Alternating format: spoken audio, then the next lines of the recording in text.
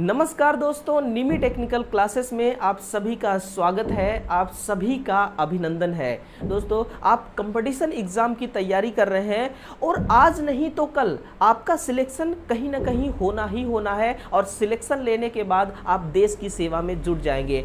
जिस भी प्रकार से, जिस भी रूप से आप देश की सेवा करेंगे, लेकिन आप देश की ही सेवा करेंगे और देश की सेवा करना सबसे महान काम होता है। इसलिए उन सभी विद्यार्थियों को मेरा सत सत प्रणाम है, सत सत नमन है, जो देश की सेवा करने के लिए आज मेहनत कर रहे हैं, है ना। तो देखिएगा दोस्तों, ये हमारा सेशन है आज इलेक्ट्रॉनिक का और इलेक्ट्रॉनिक में एक चैप्टर आता है रेक्टिफायर। तो रेक्टिफायर से रिलेटेड जो भी प्रश्न है उनको आज हम देखेंगे, हम सॉल्व करेंगे। इसलिए पूरे इत्मीनान के साथ, है ना, पूरे इत्मीनान और पूरे विश्वास के साथ बैठ करके नोटबुक के साथ इस क्लास को देखिएगा। और ये क्लास दोस्तों सिर्फ आपके लिए है और बहुत ही अच्छे लेवल का क्वेश्चन दोस्तों मैं आपके सामने पेश करने वाला हूं। देखिएगा, जो हमारा आज का पहला क्वेश्चन है, जैसा कि आपको दोस्तों मालूम होगा, अगर आप डेली क्लास देखते होंगे तो हम एक हफ्ते से लगातार इलेक्ट्रॉनिक वाले चैप्टर को दोस्तों अंजाम दे रहे हैं। ये 8वां क्लास होगा हमारा, जो कि 107 नंबर से क्वेश्चनों को हम प्रारंभ करने वाले हैं, है ना। 107 नंबर का क्वेश्चन हमारा पहला क्वेश्चन होगा। पहला क्वेश्चन क्या कह रहा है कि रेक्टिफायर उपयंत्र, यानी कि जो रेक्टिफायर है उपयंत्र, ये किस सप्लाई पर काम करती है। देखिएगा, ये आपका एक रेक्टिफायर है ना। ये क्या है, आपका एक रेक्टिफायर है। ये जो रेक्टिफायर है ना दोस्तों, ये रेक्टिफायर का काम क्या होता है, एसी पावर को डीसी पावर में कन्वर्ट करना, है ना। इसका क्या काम होता है, ये एसी पावर को या फिर एसी सप्लाई को किस में कन्वर्ट करती है, ये डीसी सप्लाई में कन्वर्ट करती है ना। किसमें, डीसी सप्लाई या डीसी पावर में। ये क्या है, ये इसका इनपुट पावर है और ये इसका आउटपुट पावर है ना। तो इनपुट कौन सा सप्लाई है, इनपुट सप्लाई एसी है और यही इसका आंसर भी हो जाएगा, केवल एसी के लिए, है ना। ये केवल एसी के लिए काम करती है और आउटपुट में कैसा आपको डीसी सप्लाई देगी, पल्सेटिंग डीसी सप्लाई देगी। किस प्रकार का, पल्सेटिंग डीसी सप्लाई देने वाली है।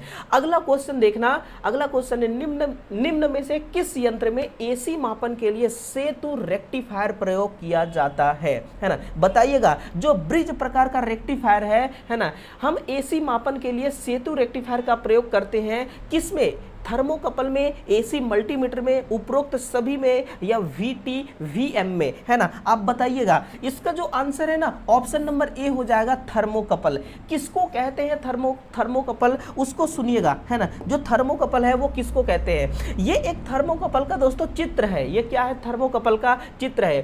थर्मोकपल का सिद्धांत क्या कहता है कि किसी भी दो अलग अलग धातु, ये कौन सी धातु होगी, ये है मैग्नीन। ये क्या है, ये है मैग्नीन और ये वाली धातु है कॉन्स्टेंटन, है ना। दो अलग अलग धातु, ये कॉन्स्टेंटन है ना। तो दो अलग अलग धातु, कॉन्स्टेंटन अलग धातु है और मैग्नीन अलग धातु है। दो अलग अलग धातुओं को एक ज्वाइंट हम करते हैं और जो ज्वाइंट बनता है ना, ये ज्वाइंट है, देखिए ज्वाइंट करते हैं और उस ज्वाइंट पर हीट डालते हैं, है ना। ये आपको क्या नजर आ रही है, ये आपको नजर आ रही है हीट। यहां से दोस्तों हीट डालते हैं इस जंक्शन में, इस ज्वाइंट को। तो एक तरफ तो इसको ज्वाइंट करते हैं, दूसरी तरफ इन दोनों वायर को ओपन रखते हैं, खुला रखते हैं। तो यहां पर ना निम्न मान का डीसी वोल्टेज पैदा हो जाती है। किस मान का, निम्न मान की डीसी सप्लाई यानी कि डीसी पावर पैदा हो जाती है और इस डीसी पावर को हम एक volt meter, milli volt meter के द्वारा मेजर कर लेते हैं। यही सिद्धांत जो है ये थर्मोकपल कहलाती है। और जो थर्मोकपल है ना, इसका हम प्रयोग कहां पर करते हैं, इसका हम यूज कहां पर करते हैं, तो पायरोमीटर में इसका यूज किया जाता है। कहां पर, पायरोमीटर में इसका इस्तेमाल किया जाता है। पायरोमीटर का काम क्या होता है बताइएगा, इसका जो काम है ना, ये उच्च तापमान को मापती है, उच्च तापमान को मापती है। उच्च तापमान कहां पर मिलेगा, तो दोस्तों ध्यान से रखिएगा, उच्च तापमान जो है ना, ये आपको भट्ठी में प्राप्त होगी। कहां पर, भट्ठी में मिलेगी। तो भट्ठी का अगर आपको टेम्परेचर मेजर करना है तो आप पायरोमीटर का प्रयोग करेंगे। पायरोमीटर के अंदर कौन सा सिद्धांत लागू होता है, तो दोस्तों इसके अंदर देखिएगा यह थर्मोकपल लागू होता है। कौन सा सिद्धांत, थर्मोकपल सिद्धांत। देखिएगा, रेक्टिफायर सर्किट में एक समान डीसी है और करंट प्राप्त करने के लिए, समान डीसी करंट प्राप्त करने हेतु उपयोग किए गए वैद्युतिक सर्किट को क्या कहा जाता है ना। बड़ा ही प्यारा सा क्वेश्चन है साथियों, कैसा है, बहुत ही प्यारा सा क्वेश्चन है। आंसर इसका ऑप्शन नंबर डी हो जाएगा कि फिल्टर, है ना। सबसे पहली बात दोस्तों देखिएगा, सुनिएगा, जो आपका फिल्टर है ना, जो फिल्टर है, इस फिल्टर का काम क्या होता है, तो इसका जो काम है ना, सुन लेना, इसका जो काम है दोस्तों, ये डीसी को डीसी में करती है कन्वर्ट। किसको? डीसी को डीसी में। लेकिन किस प्रकार के डीसी? Pulsating DC. किस प्रकार का डीसी? ये पल्सेटिंग डीसी को दोस्तों ये प्योर डीसी में कन्वर्ट करती है ना। किसमें? प्योर डीसी में कन्वर्ट करती है। तो पल्सेटिंग डीसी आपको कहां से प्राप्त हुआ है? ये आपको प्राप्त हुआ है रेक्टिफायर से।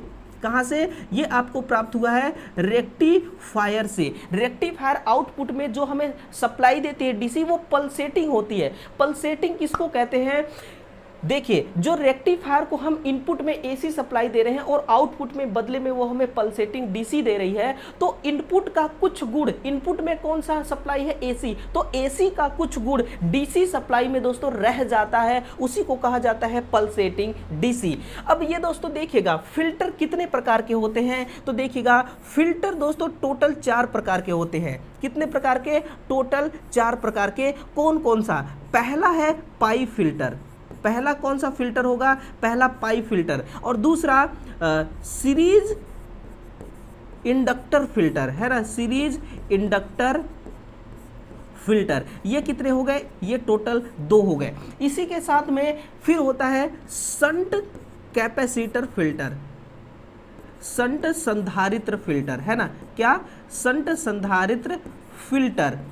और जो चौथा है वो हो जाएगा आपका एल फिल्टर।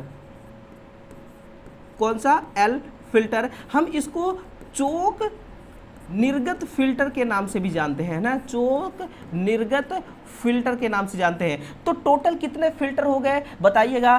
पहला है चोक निर्गत फिल्टर, चोक निर्गत फिल्टर। दूसरा है शंट संधारित्र फिल्टर। और तीसरा है एल सीरीज इंडक्टर फिल्टर। और चौथा है पाई फिल्टर। तो टोटल कितने फिल्टर हो गए? टोटल 4 फिल्टर हो गए। अगर एग्जाम में ये दोस्तों पूछे तो आप बिल्कुल विश्वास के साथ लिखिएगा, विश्वास के साथ आंसर दीजिएगा, ठीक है ना।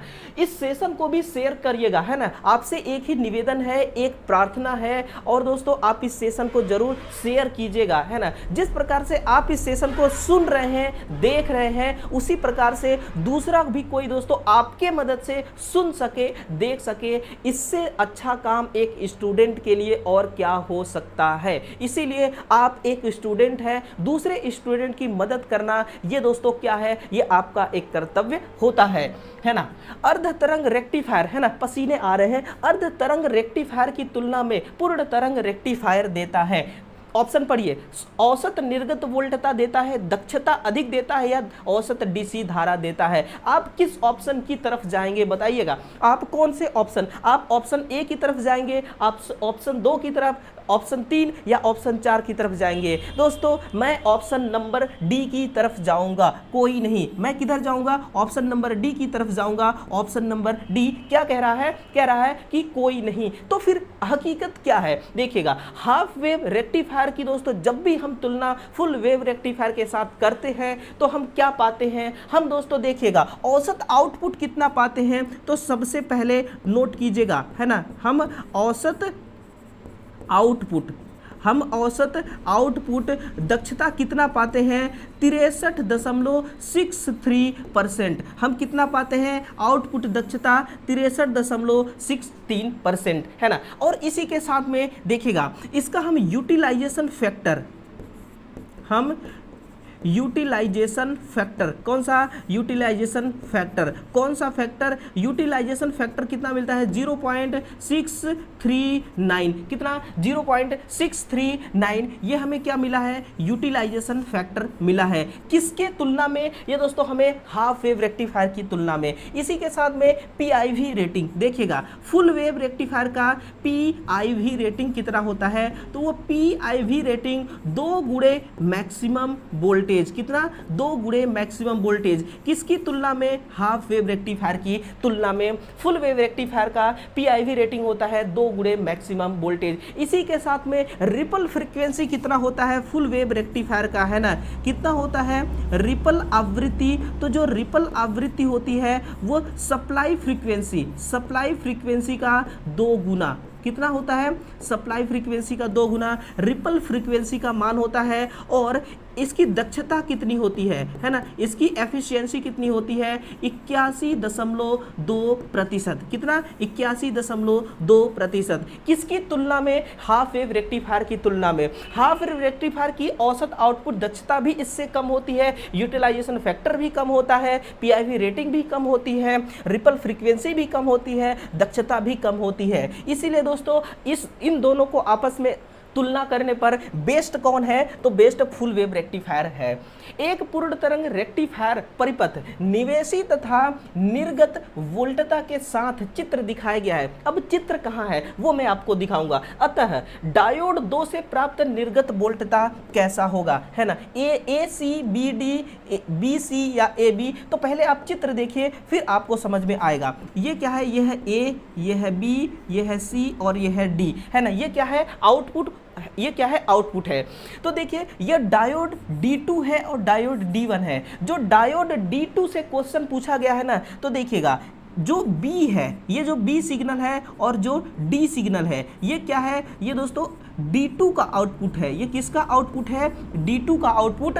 और जो A और C है ना, ये D1 का आउटपुट है। किसका आउटपुट है, D1 का आउटपुट है। तो आपका आंसर क्या होगा, B और D आपका क्या हो जाएगा, करेक्ट आंसर हो जाएगा। देखिएगा ये रहा ऑप्शन नंबर, इसका कौन सही होगा, बी और डी करेक्ट आंसर हो जाएगा। अभी स्विच से संबंधित है ना, एक ब्रिज रेक्टिफायर का स्विच से संबंधित भी आगे क्वेश्चन है जिसमें सर्किट डायग्राम है, उसको आप जरूर देखिएगा। अगला क्वेश्चन देखिए, देखते हैं। किसी पूर्ण तरंग रेक्टिफायर परिपथ में, किसी पूर्ण तरंग रेक्टिफायर परिपथ में 50 हर्ट्ज आवृत्ति द्वारा प्रचालित है उर्मिकाओं की मूल आवृत्ति कितनी होगी। यानी कि उर्मिकाओं की मूल आवृत्ति का मतलब रिपल फैक्टर, है ना, रिपल फ्रीक्वेंसी। मैंने आपको क्या बताया था कि पूर्ण वेव रेक्टिफायर, है ना, पूर्ण तरंग दिष्टकारी जो होती है ना, कौन सी, पूर्ण तरंग जो दिष्टकारी होती है, इसका रिपल फ्रीक्वेंसी कितना होता है ना। मैंने आपको रिपल आवृत्ति का एक सूत्र बताया था, वो कितना बताया था, 2 गुणे सप्लाई फ्रीक्वेंसी, है ना। तो सप्लाई फ्रीक्वेंसी देखिए कितना है, तो 50 हर्ट्ज है। कितना है, 50, और इसको 2 से मल्टीप्लाई करेंगे तो कितना हो जाएगा, 100 हर्ट्ज। तो आंसर क्या हो जाएगा, ऑप्शन नंबर डी आपका करेक्ट आंसर हो जाएगा, है ना। तो देखिएगा इसके दोस्तों जो रेक्टिफायर है ना, रेक्टिफायर के किसी भी, चाहे वो सर्किट हो, चाहे वो उसका सिद्धांत हो, कहीं से भी क्वेश्चन पूछा जा सकता है, कहीं से भी क्वेश्चन मुंह उठाकर आ सकता है। डायोड रेक्टिफायर द्वारा क्या होता है, अशुद्ध एसी, सुनिए, अशुद्ध एसी को शुद्ध एसी में बदला जाता है, या एसी को डीसी में, या डीसी को एसी में, या उपरोक्त सभी कार्य किए जाते हैं। आप किस ऑप्शन की तरफ जाएंगे, है ना। मैं जाऊंगा दोस्तों एसी को डीसी में कन्वर्ट करना है डायोड से। डायोड से हमें कौन सा काम करवाना है, एसी को हमें डीसी में कन्वर्ट करना है। यही डायोड का मुख्य उद्देश्य होता है। रेक्टिफायर सर्किट किससे मिलकर बना होता है, बताइएगा। रेक्टिफायर सर्किट किससे मिलकर बना होता है, तो दोस्तों मरकरी आर्क वाल्व से बनती है, सॉलिड स्टेट डायोड से बनती है, निर्वात ट्यूब डायोड से बनती है। यानी कि इसका आंसर क्या होगा, ऑप्शन नंबर दोस्तों इसका डी करेक्ट आंसर हो जाएगा। उपरोक्त सभी वाला क्या हो जाएगा, इसका करेक्ट आंसर हो जाएगा, है ना। अगला सुनिएगा, रेक्टिफायर परिपथ है, किस प्रकार का परिपथ रेक्टिफायर है। एक थायरिस्टर परिपथ है, तो बिल्कुल थायरिस्टर परिपथ नहीं है ना, थायरिस्टर परिपथ नहीं है। देखिएगा ये थायरिस्टर परिपथ क्यों नहीं है, क्योंकि थायरिस्टर के अंतर्गत क्या आता है, एससीआर, है ना, एससीआर आती है, एफईटी आती है, जीटीओ आती है ना। तो ये जीटीओ, एफईटी, एचसीआर के बारे में नहीं, ये रेक्टिफायर के बारे में है, इसलिए ये एक डायोड सर्किट है। ये किस प्रकार का सर्किट है बताइएगा दोस्तों, ये एक डायोड सर्किट है। तो ऑप्शन नंबर सी इसका क्या हो जाएगा, राइट आंसर। रेक्टिफायर का प्रयोग कहाँ किया जाता है बताइएगा, radio signal detector, radio signal detector किसको कहते हैं? देखिएगा, रेडियो सिग्नल ना डिटेक्टर किसको कहा जाता है? तो दोस्तों जो रेडियो फ्रीक्वेंसी होता है ना, जो रेडियो फ्रीक्वेंसी होता है, रेडियो फ्रीक्वेंसी की जो वेव होती है, तरंग, इस वेव की उपस्थिति का पता लगाने के लिए, उपस्थिति का पता लगाने के लिए, है ना, पता लगाने के लिए, है क्या करने के लिए? पता लगाने के लिए। किसका? रेडियो फ्रीक्वेंसी तरंग की उपस्थिति का पता लगाने के लिए एक युक्ति का प्रयोग किया जाता है जिसको रेडियो सिग्नल डिटेक्टर कहा जाता है। यह रेक्टिफायर दोस्तों इसका इसमें इस्तेमाल किया जाता है। पावर सप्लाई के रूप में किया जाता है तो मैं कहूँगा बिल्कुल किया जाता है। यह भी क्या हो जाएगा? Correct answer. एसी को डीसी में बदलने के लिए किया जाता है, यह भी दोस्तों किया जाता है क्योंकि रेक्टिफायर के अंदर डायोड ही लगा होता है। तो इसका आंसर क्या हो जाएगा? ऑप्शन नंबर इसका दोस्तों डी करेक्ट आंसर हो जाएगा। उपरोक्त में से सभी कार्यों के लिए हम क्या कर सकते हैं? इसका इस्तेमाल कर सकते हैं, है ना। ऑप्शन नंबर डी इसका राइट आंसर हो जाएगा। देखिए अगला क्वेश्चन की तरफ बढ़ते हैं। 116 नंबर क्वेश्चन दोस्तों ऑप्शन डी करेक्ट है। रेक्टिफायर परिपथ में सुनिए, रेक्टिफायर जो सर्किट है, प्रयुक्त डायोड में किस स्थिति में धारा का प्रवाह होता है, किस कंडीशन में करंट का प्रवाह होता है, वो आपको बताना है। तो ये दोस्तों देखिए, कोई कंडक्टर, कोई चालक नहीं है कि अगर आप उसको सप्लाई से कनेक्ट कर देंगे तो तुरंत उसमें धारा का प्रवाह होने लग जाएगा। ऐसा इसमें बिल्कुल भी नहीं होता है। तो कैसा होता है इसमें, है ना। देखिए एक डायोड है ना, ये पीएन डायोड है। सिंपल सी कहानी है, इस स्टोरी को जरूर लेते जाइएगा, सुनते जाइएगा। ये पीएन डायोड है ना। इसमें क्या होंगे दोस्तों, इसका पहले कनेक्शन करते हैं, है ना। इसका हम कनेक्शन करते हैं फॉरवर्ड बायस में। इस प्रकार से इसका क्या हो गया? कनेक्शन हो गया। P में क्या होगा? तो मैं कहूँगा इसमें H प्लस होंगे। इसमें क्या होंगे? H प्लस होंगे, है ना। इसमें H प्लस होंगे। H प्लस क्या है? तो H प्लस दोस्तों होल है। H प्लस क्या है? H प्लस होल है। N में क्या होगा? तो N में इलेक्ट्रॉन होंगे। इसमें क्या होंगे? इलेक्ट्रॉन होंगे, है ना। E माइनस होंगे। E माइनस क्या है? E माइनस इलेक्ट्रॉन है। E माइनस इलेक्ट्रॉन है और ये चार्ज करियर है दोनों। जब इसको बैटरी का यहाँ पर पॉजिटिव है, बैटरी का निगेटिव है, इसमें इलेक्ट्रॉन देखिए माइनस है, तो माइनस दोस्तों माइनस की तरफ, ये बैटरी के माइनस टर्मिनल से कनेक्ट है तो माइनस चार्ज माइनस की तरफ ही नहीं आएगा, है ना। ये आकर्षण, ये प्रतिकर्षण क्रिया होगा तो इलेक्ट्रॉन किधर आने लगेंगे? फिर इलेक्ट्रॉन होल की तरफ आएंगे तो इलेक्ट्रॉन का गति होल की तरफ होने लगेगा। लेकिन होल किधर जाएंगे? होल दोस्तों इधर जाएंगे, इधर, है ना, N की तरफ। तो जिस डायरेक्शन में होल गति करेंगे ना, उसी डायरेक्शन में विद्युत धारा का प्रवाह होगा, उसी डायरेक्शन में। ये क्या है? तो ये है आपका होल की दिशा। ये किसकी दिशा है? ये होल्स की दिशा है ना। ये होल्स की दिशा है और ये क्या है? ये इलेक्ट्रॉन की दिशा, ये इलेक्ट्रॉन की दिशा है। तो जिस दिशा में होल्स गति करेंगे उसी दिशा में विद्युत धारा का गति होगा। और ये कौन सा बायस है? ये दोस्तों फॉरवर्ड बायस है। पश्च बायस में धारा का प्रवाह होगा? ना जी ना, ऑप्शन नंबर ए गलत। अग्र बायस में धारा का प्रवाह होगा? हाँ जी हाँ, यही इसका सही आंसर होगा। अग्र बायस में खुले स्विच की भांति काम करेगा? नहीं, अग्र इसमें खुले स्विच नहीं, इसमें बंद स्विच की तरह काम करेगा, है ना। आपको गुमराह करने की कोशिश कर रहा है ऑप्शन, तो आपको गुमराह नहीं होना है, आपको अपने आप पर विश्वास रखना है। आपको विश्वास है ना खुद पर, है ना। हाँ, रेक्टिफायर परिपथ पश्च बायस में किसकी भांति व्यवहार करेगा? तो ये पश्च बायस में किस भांति व्यवहार करेगा? ये खुला स्विच की भांति व्यवहार करेगा, है ना। बंद स्विच की तरह कम काम करता है ये दोस्तों अग्र बायस में। रिवर्स बायस में ये खुला स्विच का मतलब किससे है? खुला स्विच का मतलब इससे है। ये कैसा स्विच है? ये खुला स्विच है। और बंद स्विच का मतलब किससे है? इससे है। ये देखिए, ये स्विच कैसा है? ये बंद है। तो इसमें धारा का प्रवाह होगा, इसमें धारा का प्रवाह नहीं होगा। और प्रवर्धक की तरह कब काम करेगा? तो ये फॉरवर्ड एक्टिव मोड और रिवर्स एक्टिव मोड, है ना। ये कब काम करेगा? ये करेगा फॉरवर्ड एक्टिव मोड और रिवर्स एक्टिव मोड।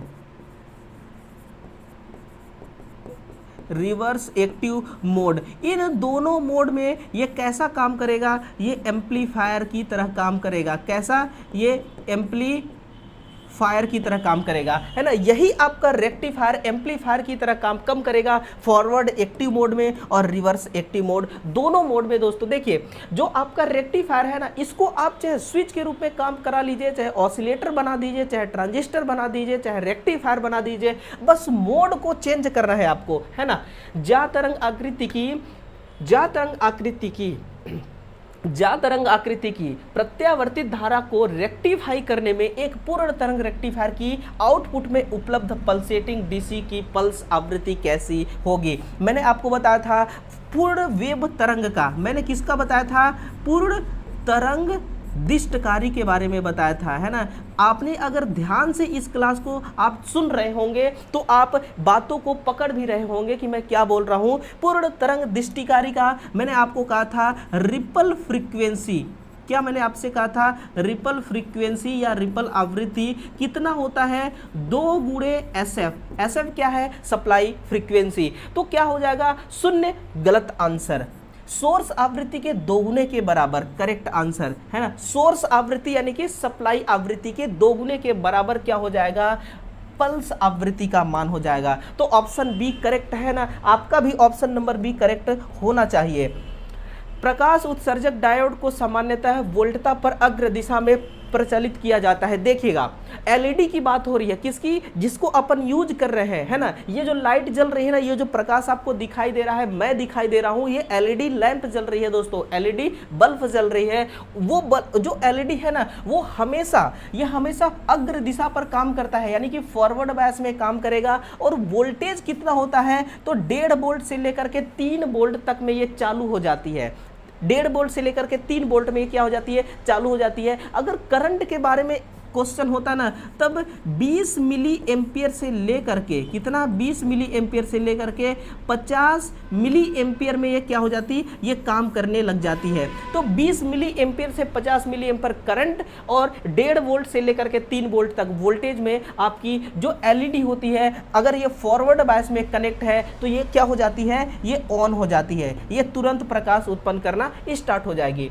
लास्ट देखिएगा क्वेश्चन, एक सेतु रेक्टिफायर में निवेश और निर्गत संयोजन का कनेक्शन, यानी कि जैसे मोटर में टर्मिनल का कनेक्शन चेंज करके उसके घूमने की जो आरपीएम है उसको रिवर्स दिशा में घुमाया जाता है, उसके घूमने की दिशा को बदला जाता है, वैसे ही इसके टर्मिनल को अगर रेक्टिफायर के आप बदल देते हैं ना, तो जो स्विच खोलने पर, स्विच अगर खुला रहेगा तो कौन सा प्रभाव पड़ेगा, लघु परिपथ हो जाएगा, नहीं होगा, है ना। सभी डायोड अतितप्त हो जाएंगे, नहीं होंगे। दिष्ट धारा निर्गत निर्धारित मान का आधा हो जाएगा। निर्गत का मतलब क्या होता है, आउटपुट में जो हमें डीसी पल्सेटिंग डीसी हमें रेक्टिफायर के द्वारा मिलेगा वो कितना हो जाएगा, वो हाफ हो जाएगा। वो कितना हो जाएगा, वो जस्ट हाफ हो जाएगी। आंसर उसका इसका ऑप्शन नंबर सी करेक्ट हो जाएगा। आंसर क्या हो जाएगा, ऑप्शन नंबर सी करेक्ट हो जाएगा। देखिएगा ये सर्किट डायग्राम है, ये ब्रिज रेक्टिफायर का है, किसका है, ब्रिज रेक्टिफायर का। यहां पर देखिएगा एक यहां पर क्या लगा हुआ है, स्विच एस लगी हुई है, ये स्विच एस है। इस स्विच एस को अगर आप खोल देंगे तो क्या हो जाएगा, आउटपुट जो आपको मिलेगा डीसी वो जस्ट कैसा मिलेगा, हाफ मिलेगा, है ना। एक नजर प्रश्न की ओर मारते हैं, देखिएगा क्या बोला है, स्विच खोलने पर क्या होगा, है ना। तो स्विच खुल जाएगा तो क्या हो जाएगा, आउटपुट जस्ट हाफ हो जाएगा, है ना। तो ये रहे दोस्तों टोटल इलेक्ट्रॉनिक्स का रेक्टिफायर चैप्टर से टोटल 15 से 16 क्वेश्चन, और सभी क्वेश्चन का आंसर आपके नोटबुक तक पहुंच गया है ना। तो चलिए इस सेशन को यहीं पर बंद करते हैं, यहीं पर समाप्त करते हैं। इस वीडियो को शेयर कीजिएगा, चैनल पे पहली बार है तो हमारा जो ये प्यारा सा परिवार है, जो सुंदर सा परिवार है, इस परिवार का हिस्सा बनिएगा। चैनल को सब्सक्राइब करिएगा, वीडियो को शेयर कीजिएगा, कंटेंट पसंद आया हो तो एक लाइक जरूर कीजिएगा, है ना। तो चलिए इसका नेक्स्ट पार्ट लेकर हम कल सुबह फिर से मिलते हैं दोस्तों, और इसी प्रकार से बस इसी प्रकार से गरीबों की हेल्प करते रहिएगा, गरीबों का मदद कीजिएगा, असहायों का सहायता करिएगा। जो आपसे छोटे हैं, जो आपसे नन्हे मुन्ने बच्चे हैं, उनका दोस्तों उनको खूब प्यार दीजिएगा, उनको खूब दुलार दीजिएगा, और अपने से जो बड़े हैं, जो सीनियर सिटीजन हैं, जो आपके माता पिता हैं, उनको सम्मान कीजिएगा, उनको सम्मान दीजिएगा। और इसी प्रकार से दोस्तों आप अपने एक विद्यार्थी होने के नाते आप अपना जो आपका जो कर्तव्य है उस कर्तव्य को निभाते रहिएगा, है ना। तो चलिए मिलते हैं कल सुबह इसका नेक्स्ट पार्ट लेकर के। तब तक के लिए दोस्तों आप सभी का बहुत बहुत धन्यवाद है कि आपने इस पूरे सेशन को सुना और पूरे सेशन को देखा। Thank you.